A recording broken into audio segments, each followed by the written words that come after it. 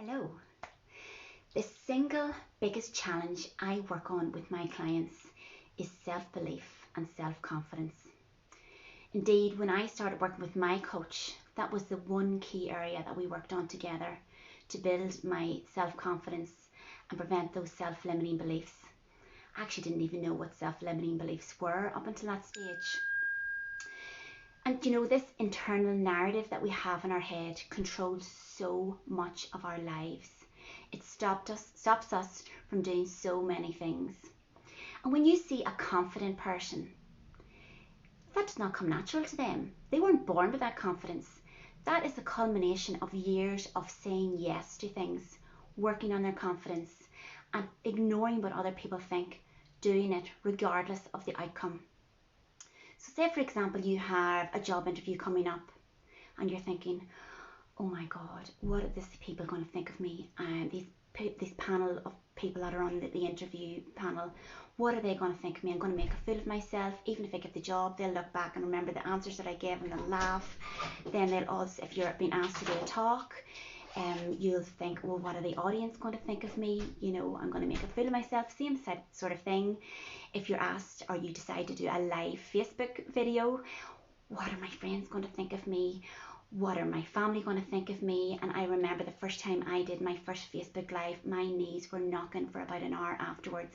And it was all because of that fear of judgment. So the next time you have that fear, think about the value you can give to those people. So when you're in an interview, think about the value you will be given to that organisation when you are hired because of your experience. Think about the value that audience will have listening to you during your talk. And think about the value you can give doing a Facebook Live and the purpose of that Facebook Live to your audience. So when you have an opportunity to grow, I want you to stop and think about what is it that's holding you back. Really knuckle down into where is that fear lying. Is it a fear about your ability to do it? Or is it your fear about how it is seen by others and how you will be judged by others?